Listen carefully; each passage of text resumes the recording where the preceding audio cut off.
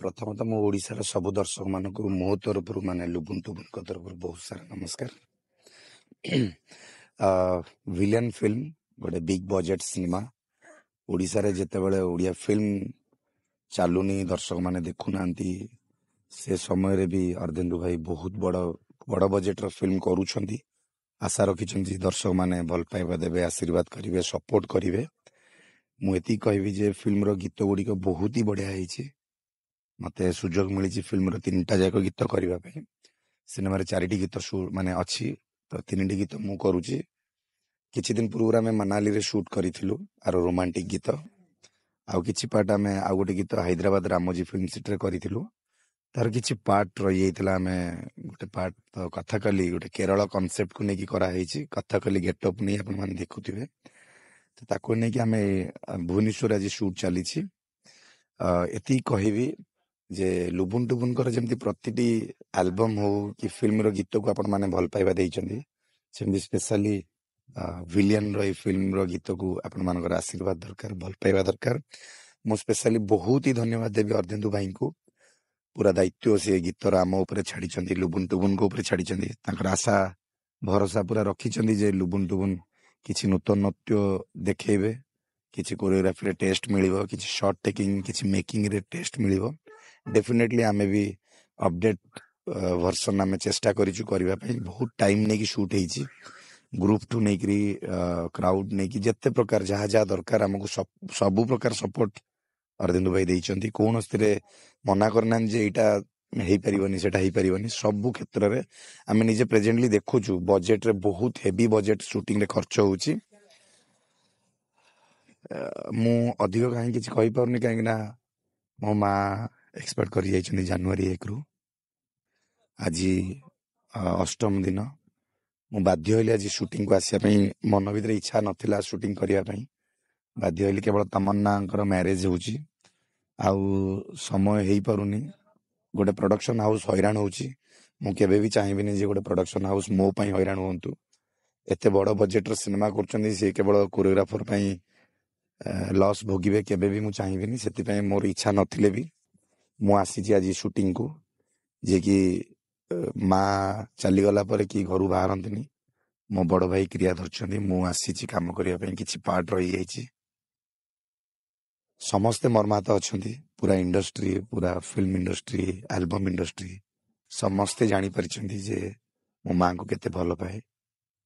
ତାଙ୍କ ଆଶୀର୍ବାଦ ଅଛି। ବାପା 2007ରେ ଚାଲିଗଲା ପରେ 2024ରେ ଜାନୁଆରୀ 1 ତାରିଖ ରାତିରେ ମା ଚାଲିଗଲେ। ମନ ଭଲ ଲାଗୁନି ସୁଟିଂ କରିବା ପାଇଁ, କିନ୍ତୁ ସମସ୍ତେ ବି ଅପସେଟିଂ ସବୁ ଅଛନ୍ତି। ବାଧ୍ୟତା ଆମକୁ, ଆମ ସିଚୁଏସନ୍ ଆମକୁ ବାଧ୍ୟ କରାଉଛି ଯେ କାମ କରିବା ପାଇଁ। ମୁଁ ବାଧ୍ୟରେ ଆସିଛି ଆଜି ସୁଟିଂ କରିବା ପାଇଁ। ଗୋଟେ ୟୁନିଟ୍କୁ ବଞ୍ଚେଇବାର ଅଛି, ଗୋଟେ ପ୍ରଡକ୍ସନ ହାଉସ୍, ଗୋଟେ ପ୍ରଡ୍ୟୁସରକୁ ଆମେ ଚେଷ୍ଟା କରିବୁ ତାଙ୍କ ପାଉଣା ତାଙ୍କୁ ରିଟର୍ନ ମିଳୁ ବୋଲି, ସେ ଲସ୍ ନ ଭୋଗନ୍ତୁ। ଆଜି ଗୀତ ସୁଟିଂ ସରିଲା, ଚାଲିଛି ବି, ସରିବା ଆଉ ଟିକେ ପରେ।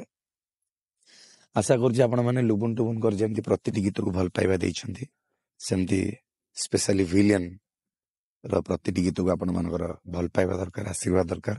ବହୁତ ଜଲ୍ଦି ଫିଲ୍ମ ରିଲିଜ ହେବାକୁ ଯିବ। ବର୍ତ୍ତମାନ ସୁଟିଂ ଆହୁରି ଏତେ ଦିନ ଧରି ଚାଲିଛି, ଆହୁରି ବି ଅଛି, 10-15 ଦିନ ସୁଟ୍ ଅଛି। ଏତିକି କହିବି ଯେ ଓଡ଼ିଶାର ପ୍ରତିଟି କଳାକାରଙ୍କୁ, ପ୍ରତିଟି ସିନେମାକୁ ଆପଣମାନଙ୍କର ଭଲ ପାଇବା ଦରକାର, ଆଶୀର୍ବାଦ ଦରକାର। ଆପଣ ଥରେ ଯାଇକି ଓଡ଼ିଆ ଫିଲ୍ମ ଦେଖନ୍ତୁ, ବହୁତ ଡେଭଲପ୍ ହେଲାଣି। କାହିଁକିନା ଆଉ ପୂର୍ବ ଭଳି ଯୋଉ କହୁଥିଲେ ଯେ କପି ପେଷ୍ଟ ସିନେମା ହଉଛି ଯୋଉ ଟାଇପ୍ର, ସେମିତି ଆଉ ନାହିଁ। ଆପଣମାନେ ଏଇ ଥରେ ଦେଖନ୍ତୁ, 100, 200, 300 ଟଙ୍କା ଖର୍ଚ୍ଚ କରିକି ଥିଏଟର ଯାଆନ୍ତୁ, ଦେଖନ୍ତୁ। ବହୁତ ଚେଞ୍ଜ ଆସିଲାଣି। ବହୁତ ମେକର ମାନେ ବହୁତ ନୂତନତ୍ୱ ମେକିଂ କଲେଣି। ଥରେ ଯାଇକି ଟାଇମ୍ ବାହାର କରି 2 ଘଣ୍ଟା ଟାଇମ୍ ବାହାର କରି ପ୍ରତିଟି ସିନେମାକୁ ଦେଖନ୍ତୁ, ଆଶୀର୍ବାଦ କରନ୍ତୁ। ଓଡ଼ିଆ ବହୁତ ଡେଭଲପ୍ ହେଲାଣି। ଓଡ଼ିଶାର ପ୍ରତିଟି କଳାକାର ମାନେ, ନୂଆ କଳାକାର ମାନେ ବି ଆସିଲେଣି, ପୁରୁଣା କଳାକାର ମାନେ ବି ଆସିଲେଣି। ଆଶୀର୍ବାଦ କରନ୍ତୁ, ଲୁବୁନ ଟୁବୁନକୁ ଭଲ ପାଇବା ଦିଅନ୍ତୁ, ସପୋର୍ଟ କରନ୍ତୁ। ଆହୁରି ନୂଆ ଗୀତ ଆପଣଙ୍କ ସାମ୍ନାକୁ ଆଣିବି। ନାଇଁ, ସେମିତି କିଛି ନାହିଁ।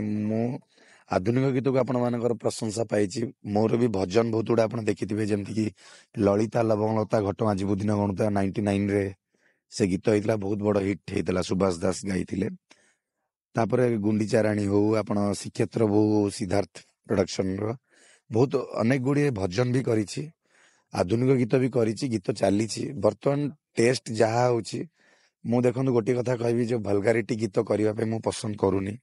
ସେ ସମୟ ଥିଲା ଆମେ ଡୁଆଲ ମିନିଂ ଗୀତ କରିଦଉଥିଲୁ, ଦର୍ଶକମାନେ ଆକ୍ସେପ୍ଟ କରୁଥିଲେ। ତ ବର୍ତ୍ତମାନ ଆଉ ସେ ସମୟ ନାହିଁ ଯେ ଆମେ କିଛି ଗୋଟେ ଡୁଆଲ ମିନିଂ ଗୀତ କରିବା କି ଡବଲ ମିନିଂ ଟାଇପର ଗୀତ ଥିବ, ଦର୍ଶକମାନେ ଆକ୍ସେପ୍ଟ କଲେ କରିବେ, ନହେଲେ ନାହିଁ। କିନ୍ତୁ ମୁଁ ଡୁଆଲ ମିନିଂ ଗୀତ କରିବିନି, କାହିଁକିନା ଗୋଟେ ସମାଜ ଚେଞ୍ଜ ହେଲାଣି। ଏଠି ଗୋଟେ ପରମ୍ପରା ଅଛି ଓଡ଼ିଶାରେ, ଆଗରୁ ବି ପରମ୍ପରା ଥିଲା କିନ୍ତୁ ତା ଭିତରେ ବି ଏଣ୍ଟରଟେନମେଣ୍ଟ ଥିଲା। ବର୍ତ୍ତମାନ ଏଣ୍ଟରଟେନମେଣ୍ଟଟା ବହୁତ ଚେଞ୍ଜ ଆସିଲାଣି।